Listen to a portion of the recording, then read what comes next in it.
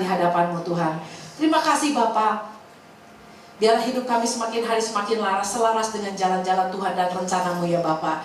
Terima kasih Tuhan, biarlah pagi hari ini Tuhan kami juga kami datang dengan kesiapan hati kami untuk terus diubahkan menjadi serupa dengan Engkau.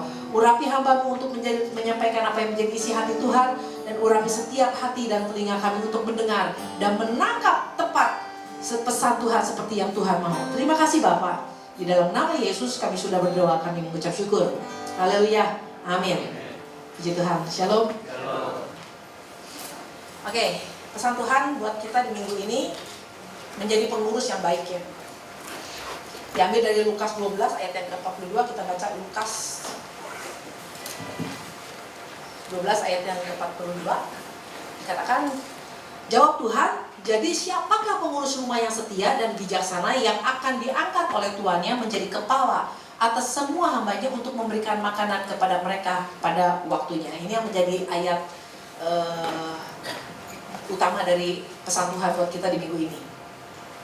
Nah, jadi ketika Tuhan kasih tahu nih pengurus yang baik, yang jadi pertanyaan, sudah belum nih kita jadi pengurus yang baik? Nah, jadi pertanyaan kan itu. Nah, kemarin kita diingatkan ternyata Alkitab ini isinya tuh banyak tentang hal-hal pengurus ya. Pak Ishak udah sampaikan soal penilik jemaat, soal bendahara, soal hamba, soal apa lagi, soal pengawas kota. Semua itu urusan tentang kepengurusan. Bahkan 2/3 dari perumpamaan yang Yesus buat ya, perumpamaan di dalam Alkitab itu 2/3-nya itu berbicara tentang pengawas ya, tentang pengurus yang baik. Nah, jadi artinya penting nggak kalau terus-terusan Tuhan berbicara seperti itu di dalam firman-Nya? Penting. Nah, tapi ternyata gini, segitu pentingnya soal pengawas, tetapi sudahkah anak-anak Tuhan mengerti soal pengawas ini, menjadi pengawas yang baik ini? Menjadi seorang pengawas itu seperti apa? Nah, karena kalau kita nggak ngerti ya, kayak kemarin kita diingatkan gagal paham ya, soal hal mengawas jadi pengawas ini berurusan bukan cuma sedang nanti kita harus mempertanggungjawabkannya sama Tuhan, tapi berurusan dengan gini, Tuhan percaya nggak mau kasih lebih lagi buat kita? Nah, kalau kita jadi pengawas aja kita udah nggak bisa dipercaya, nggak mungkin Tuhan mau kasih kita hal-hal yang lebih besar lagi. Nah, jadi ini urusannya sama kepercayaan Tuhan ya. Jangan sampai Tuhan kehilangan kepercayaan sama orang-orang percaya hari-hari ini. Nah, 3 prinsip yang perlu kita pahami tentang menjadi seorang pengurus yang baik ya. 3 prinsip. Mungkin ada banyak sebenarnya, cuman karena saya cuma sempat 3 prinsip yang perlu kita pahami bagaimana untuk menjadi seorang pengurus yang baik. Dari Lukas 12 ayat ke-42 di sini katakan, jawab Tuhan, jadi siapakah pengurus rumah yang setia dan bijaksana yang akan diangkat oleh tuannya menjadi kepala atas semua hambanya? Artinya gini, prinsip yang pertama adalah prinsip kepemilikan. Prinsip kepemilikan. Ini yang seringkali gagal paham. Kita lupa bahwa ada seorang tuan yang menjadi kepala. Tuan, artinya kenapa kita panggil Tuhan? Tuhan itu Tuan. Nah, jadi artinya Tuan ini memberikan otoritas kepada pengurus rumah. Artinya dia pemiliknya. Bukan pengurusnya pemiliknya, tapi tuannya pemiliknya. Nah, kita mesti betul-betul sangat harus memahami bahwa Tuhan satu-satunya pemilik. Tidak ada di seluruh bumi ini isinya yang bukan punya Tuhan. Semua milik Tuhan. Jadi nggak ada yang kita bilang ini punya gue. Itu semua punya Tuhan. Kita lihat di dalam Mazmur 24 ayat 21 dan 2.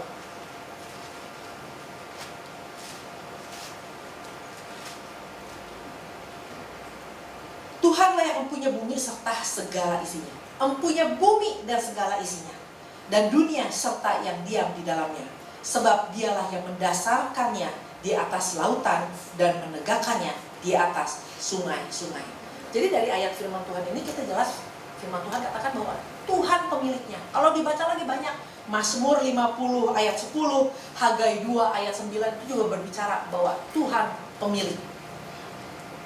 Nah, jadi ketika Tuhan menciptakan Adam dan Hawa pada awalnya, Adam diciptakan sama Tuhan, dijadikan untuk bukan jadi, lu punya ini semua. Enggak, kamu urus semua ini punyaku, kamu urus. Nah karena Tuhan adalah pemilik, maka dia buat aturan. Walaupun dia, jadi buat Adam pun dia bikin aturan. Yang ini buahnya boleh dimakan, yang ini buahnya nggak boleh dimakan. Karena dia pemilik, dia bikin aturan buat pengurus-pengurusnya. Nah yang jadi persoalan kan, banyak kali kita nggak menyadari. Kita pikir semua yang Tuhan yang ada di dunia ini punya kita.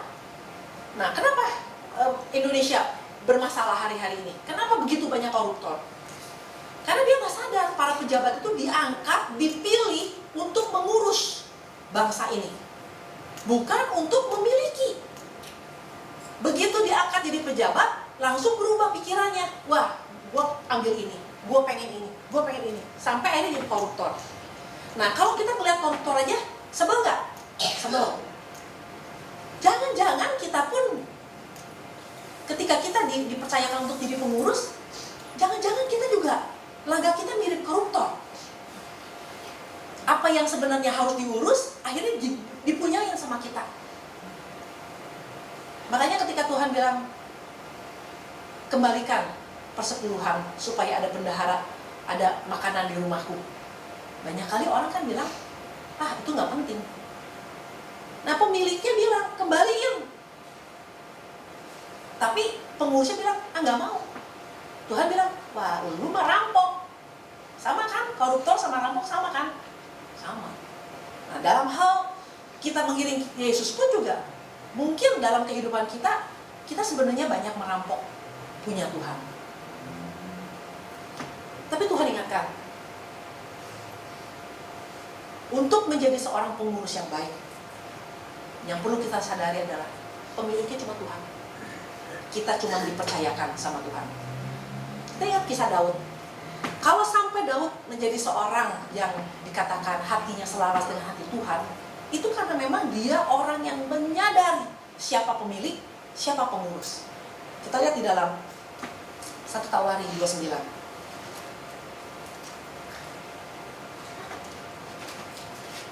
Ini luar biasa. Seorang raja, dia boleh dibilang menguasai Israel dan Yehuda. Dia orang yang luar biasa punya otoritas. Tapi dia tidak pernah lupa bahwa tetap pemiliknya itu adalah Tuhan. Ini luar biasa. Bisa nggak nih orang kita bisa seperti Daud? Jangan kalau udah dipercayakan harta yang banyak langsung ini punya gue semua. 2 Tawarin 29 ayat yang 11. Ya Tuhan, punyamulah kebesaran dan kejayaan, kehormatan, kemasyhuran dan keagungan. Ya segala-galanya yang ada di langit dan di bumi. Ya Tuhan, punyamulah kerajaan dan Engkau yang tertinggi itu melebihi segala-galanya sebagai kepala. Sebab kekayaan dan kemuliaan berasal daripadamu, dan Engkaulah yang berkuasa atas segala-galanya. Dalam tanganmu-lah kekuatan dan kejayaan, dan dalam tanganmu-lah kuasa membesarkan diri, mengokohkan segala-galanya. Sekarang ya Allah kami bersyukur kepadamu dan memuji namamu yang agung itu. Sebab siapakah aku ini dan siapakah bangsaku, sehingga kami mampu memberikan persembahan sukarela seperti ini. Sebab daripadamulah segala-galanya, dari tanganmu sendirilah persembahan yang kami berikan kepadamu. Luar biasa. Luar biasa. Seorang Daud punya kekuasaan, punya otoritas. Kalau dia mau bilang, dia mau ngaku-ngaku itu punya dia pun, siapa yang berani menentang? Tapi dia ingat bahwa segala sesuatu itu punya Tuhan. Nah kalau kita sadar bahwa kita cuma pengurus, bahwa yang pemilik sesungguhnya adalah Tuhan, kita lihat bagaimana dia tahu bersyukur. Jadi orang kalau tahu pemiliknya adalah Tuhan, dia tahu sangat-sangat tahu bagaimana bersyukur. Kalau kita tahu bahwa pemiliknya Tuhan, apa yang dilakukan oleh Daud, dia kasih persembahan tidak terbatas. Menjadi orang yang apa? Generous. Jadi orang yang murah hati. Kenapa? Yang dia punya itu milik Tuhan kok. Nggak ada yang punya sendiri. Kenapa orang pelit? Karena merasa itu punya sendiri. Kalau orang yang sadar bahwa apa yang dimiliki adalah punya Tuhan dan dia cuma mengurus, rasanya menabur nggak jadi berat. Amin. Nah, kalau kita ingat tentang sebuah kisah dari seorang pejabat muda yang kaya. Satu hari dia datang sama Tuhan, sama Yesus, dia ketemu Yesus. Dia bilang, apa yang harus aku lakukan untuk memperoleh hidup yang kekal? Ingat kisah itu? Ya, ada di Markus 10 ayat 17 sampai 22. Nah, ini bukan cuma sekarang berbicara tentang mendapat hidup yang kekal.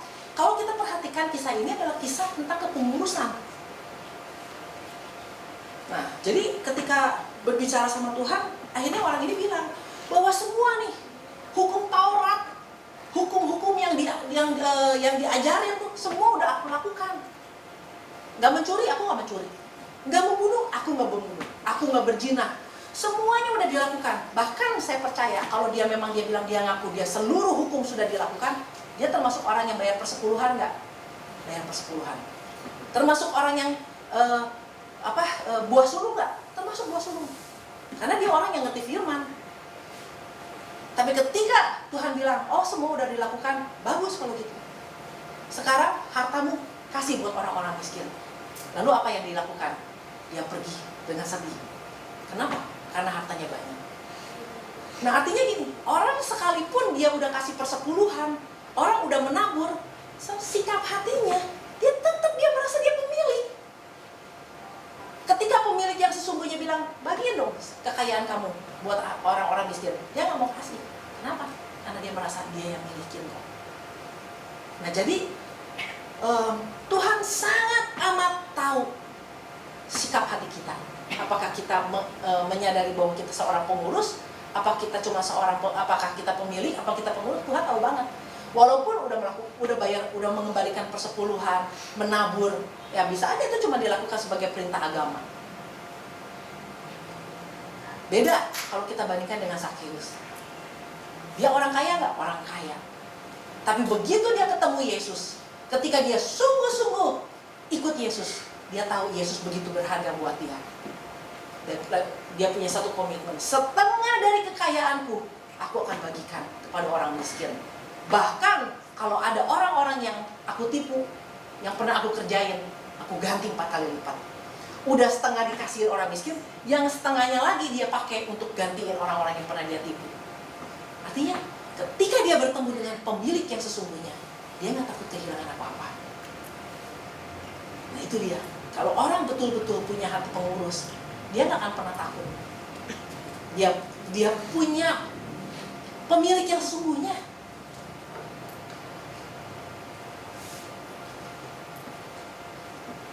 Saudara, jadi soal kepengurusan ini juga bukan berbicara aja soal harta, soal kekayaan. Kemarin sudah dibilang kepengurusan yang baik itu juga berbicara soal apa? Anak, kemarin diingatkan, karunia.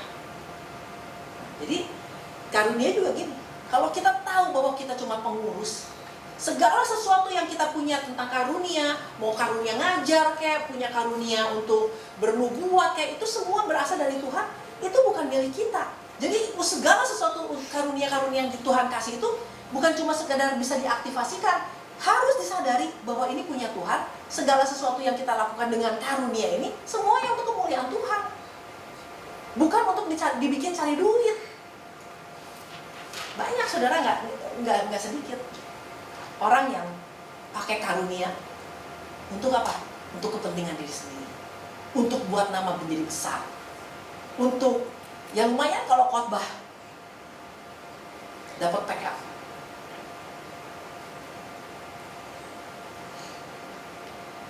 Nah, jadi kita lihat juga di dalam Kolose 3, kalau kita tahu bahwa karunia bahwa segala sesuatu yang kita punya itu semuanya adalah milik Kristus. Kolose 3 ayat yang 23.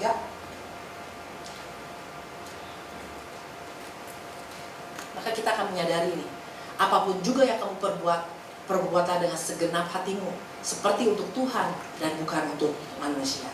Kalau kita sadar bahwa pemilik itu adalah Tuhan, kita cuma pengawas, kita cuma pengerja, maka apapun yang kita perbuat dengan segenap hati untuk Tuhan, yang adalah Tuhan kita dan bukan untuk manusia.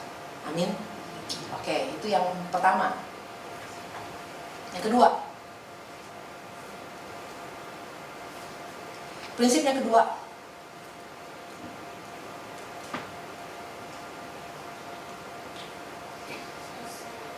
adalah prinsip, kita lihat kembali lagi ke Lukas tadi. Lukas 12 ayat yang ke-42. Jawab Tuhan, jadi siapakah pengurus rumah yang setia dan bijaksana yang akan diangkat oleh Tuhannya menjadi kepala atas semua hambanya untuk memberikan makanan kepada mereka pada waktunya. Jadi prinsip yang kedua adalah prinsip dapat dipercaya, memberi makan kepada waktunya. Dapat dipercaya. 1 Korintus 4 ayat yang kedua, kita lihat juga 1 Korintus 4 ayat yang kedua. 1 Korintus. Yang akhirnya dituntut dari pelayan-pelayan yang demikian ialah bahwa mereka ternyata dapat dipercaya. Nah ini saudara, prinsip yang kedua adalah dapat dipercaya. Kemarin kita dengar tentang seorang yang namanya Yusuf ya. Kalau Yusuf sampai dipercayakan, dikatakan di dalam Alkitab bahwa Yusuf dipercayakan segala milik tuannya. Ini luar biasa. Segala milik tuannya dipercayai sama Yusuf, dan dikatakan pada Yusuf dikasih kekuasaan, dikasih otoritas atas kekayaan dari tuannya. Itu nggak semata-mata datang begitu aja. Saya percaya ketika dia baru pertama kali datang ke rumah Potifar, dia dikasih kerjaan kecil apapun, dia lakukan dengan benar. Dapat dipercaya, hal kecil pun dapat dipercaya. Waktu dia disuruh ngepel, dia ngepel dengan benar. Dia penuh dengan penuh tanggung jawab. Wah, ini orang suruh ngepel aja bisa dipercaya ternyata. Disuruh nyapu, dia nyapu dengan benar. Wah, ternyata nyapunya aja benar. Nah, kalau sampai satu saat Potifar bilang, ini orang bisa dipercaya jadi pengawas buat seluruh rumahnya, itu bukan semata-mata datang tiba-tiba. Nah, makanya ketika kita di sini di tempat ini rasanya mungkin orang-orang berpikir bahwa di sini mah hal-hal kecil aja diurusin, dari soal naruh sepatu, dari soal sampah. Saudara, kita nggak begini. Untuk menjadi seorang pengurus yang baik ya, untuk jadi orang yang punya tanggung jawab itu nggak tiba-tiba. Semua dimulai dari hal-hal kecil. Kalau hal kecil aja udah nggak beres, bagaimana mau ngerjain yang gede? Makanya diingatkan, coba kalau udah habis makan, sampah dibuang di tempatnya. Kalau udah habis minum, taruh minuman di tempatnya, jangan digeletakin begitu aja. Ini kita lagi ngajar untuk jadi pengawas, jadi pengurus-pengurus yang baik. Nah, jadi itu sesuatu yang memang harus diajar, dan nggak semua gereja mengajarkan seperti itu. Nah, kemarin kita diingatkan bahwa jadi pengurus yang baik itu bukan soal menjadi pengurus, itu bukan pengerja, bukan orang yang punya jabatan di gereja. Kadang-kadang kan baik, biarin aja tepil. Nggak ada yang kerja, digaji ini yang kerja, biarin aja sudah yang kerja. Enggak. Segala sesuatu yang kita lakukan, tadi dikatakan kita lakukan seperti untuk Tuhan. Mau ada Tuhannya, mau ada orang, nggak ada orang, kita lakukan itu seperti untuk Tuhan. Kenapa? Kita pribadi lepas pribadi ditetapkan Tuhan jadi pengawas. Bukan, oh dia aja dan dia mah pengerja. Enggak, kita sebetulnya. Nah, jadi makanya bukan masalah kok sampah aja diurusin. Kalau kita nggak setia dan melakukan dengan benar perkara-perkara kecil, Tuhan nggak akan percayakan lagi perkara-perkara yang besar. Kita lihat dalam Lukas 16 ayat ke-10.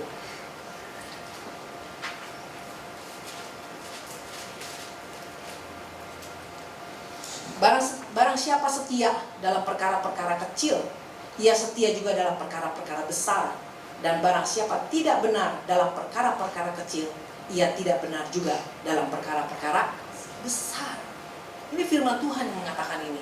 Jadi kalau kita nggak dilatih dari hal kecil, nggak dilatih, ya, nggak mungkin kita bisa dipercaya. Nggak mungkin seorang Yusuf bisa dipercaya untuk menjadi pengurus seluruh rumah, seluruh kekayaannya. Gak mungkin seorang Eliasar yang kemarin dikatakan sama Pak Ishak menjadi seorang yang dipercaya sama Abraham. Pasti dimulai dari hal-hal kecil. Kecil aja nih orang benar. Tambahin lagi kepercayaan yang lain. Tambahin lagi kepercayaan yang lain. Nah ini saudara. Jadi segala sesuatu dimulai dari hal kecil. Makanya kalau saya perhatikan ya, orang kalau ke pesta gitu, itu kalau ngambil makanan tuh sepiring tuh munjung. Sampai kata mama saya mah, tinggal dipagerin aja tuh piringnya. Wah luar biasa. Kalau habis nggak apa-apa. Oh berarti memang jatah makannya segitu banyak. Nggak jadi masalah kalau habis. Kan yang jadi masalah kan udah ngambil banyak kagak habis. Dia pikir nggak apa-apa, bukan duit gua ini. Urusan kita sama Tuhan loh. Pertanggungjawaban kita itu sama Tuhan. Kalau kita bukan orang percaya nggak apa-apa, masih mending. Kalau kita udah jadi orang percaya, tolong perhatikan. Saya kadang-kadang kalau lihat orang makan pagi di sini ya, grup, kalau udah grup makan pagi, waduh, sedih lihatnya. Ngambil nasi goreng sebanyak-banyaknya, makan cuma sesuap, 2 suap ditinggalin. Nah kira-kira ya, kalau kita nih jadi Tuhan nih, kita lihat seperti itu. Kita mau percayakan gak dia hal-hal yang besar? Kita aja nggak bisa, kita aja nggak akan percayakan, apalagi Tuhan. Kembali saya. Nah ini jadi artinya hal-hal yang seperti itu mulai kita didik diri kita. Cuma kita yang bisa mendidik diri kita untuk perkara yang seperti itu. Pinjam buku, kembaliin. Datang bagus, pulangin bagus. Itu pengurus yang baik. Hal kecil itu berarti. Sekarang mungkin kita tinggal di rumah kontrakan. Udah gua bayar. Gak perlu diurusin, bocor biarin aja, udah gua bayar. Padahal bagaimana Tuhan mempercayakan kita untuk punya rumah yang sesungguhnya? Rumah kontrakan aja lu gak urus. Nah jadi gini, ketika kita saat ini cuma dikasih sama Tuhan rumah kontrakan, motor pinjaman atau apa, itu sebenarnya tes ujian dari Tuhan buat kita. Dipercaya kan ya orang untuk dikasih yang lebih lagi. Dulu waktu saya mulai ikut Tuhan, itu saya bingung, ada orang gini, kalau Muti pengen punya mobil BMW, tumpangin mana aja BMW, mau warna abu-abu, Tuhan BMW abu-abu. Dalam nama Tuhan Yesus, satu saat jadi milik saya. Saya dari awal ikut Tuhan, ketika diajarin kayak gitu, saya mikir, nggak mungkin rasanya kayak begitu. Rasanya nggak ada ayatnya, rasanya seperti itu. Menumpangkan di atas orang sakit, iya gitu. Tapi menumpangkan di atas BMW supaya BMW itu satu saat jadi milik kita, rasanya nggak seperti itu. Saya ajarin sama anak-anak saya, kalau kamu pengen punya mobil bagus, saat ini dikasih mobil apapun juga, urus dengan baik. Tuhan akan percayakan. Amin. Jangan kita pikir, temungkin. Sama aja lihat. Kalau hari ini kita dipercayakan hal kecil, lakukan dengan baik. Lakukan dengan benar. Tuhan pasti percayakan. Itu baru soal harta. Nah, ternyata Tuhan percayakan diri kita juga bukan cuma sekedar harta. Ya, kita lihat juga di 1 Korintus 6 ayat 19 dan 20. Atau tidak tahukah kamu bahwa tubuhmu adalah bait Roh Kudus yang diam di dalam kamu? Roh Kudus yang kamu peroleh dari Allah, dan bahwa kamu bukan milik kamu sendiri. 20. Sebab kamu telah dibeli dan harganya telah lunas dibayar. Karena itu muliakanlah Allah dengan tubuhmu. Jadi sebenarnya bukan cuma harta yang kita harus urus, tubuh kita pun juga ini miliknya Tuhan. Kita cuma disuruh ngurus tubuh kita. Kalau saya lihat, perhatikan hari-hari ini, begitu mudah orang jatuh dalam dosa percabulan. Gampang banget. Gak usah susah-susah ya, kadang-kadang anak saya ngobrol sama saya. Mah, cuma tinggal bilang, mau? Kejadian. Dia punya teman dekat, teman baik. Cukup dekat dengan dia. Datang ke Bandung, karena dia orang Jakarta. Yuk, ngobrol di hotel aja. Boleh ngobrol di hotel? Enggak, di kamar. Sorry ya, nggak bisa. Nah jadi artinya gini, kita mesti punya prinsip gitu loh. Dan kita, ngobrol, nggak apa-apa.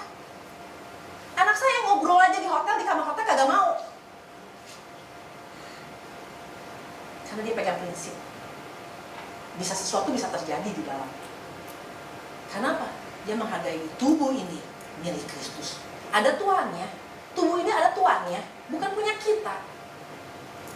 Nah, kadang-kadang kan orang berpacaran begitu mudahnya, dipegang-pegang, dicagap sini, cagap situ. Dan nggak apa-apa, dah belum terjadi hubungan seksual. Hei, tubuh ini milik Kristus. Di sini jelas katakan, milik Kristus tubuh ini. Ada tuannya. Dah nggak apa-apa, dah udah tunangan. Ini milik Kristus. Kalau belum nikah, belum jadi milik siapa-siapa. Milik Kristus. Muliakan Tuhan dengan tubuh kita. Jadi jangan kita cincai lah gitu ya. Nggak bisa gitu. Jadi bukan cuma harta yang Tuhan percayakan, tubuh ini pun juga punya Tuhan.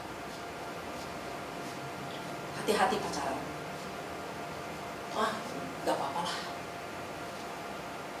Atau waktu anak saya bilang, "Mah, aku diajakin ke kamar hotel nih. Kaya nggak?" Kaya. Oh, kalau kaya boleh. Boleh. Kalau bisa hamil sekalian. Enggak gitu. Kenapa? Kita orang tua setuju anak kita begitu, kita aja udah dosa. Ada ayatnya, Roma 1 ayat 32. Coba lihat, Roma 1 ayat 32. Sebab walaupun mereka mengetahui tuntutan-tuntutan hukum Allah, yaitu bahwa setiap orang yang melakukan hal demikian patut dihukum mati. Mereka bukan saja melakukannya sendiri, tetapi mereka juga setuju dengan mereka yang melakukannya. Setuju aja udah salah loh. Hati-hati dengan ini. Dosa percabulan ini nggak main-main loh.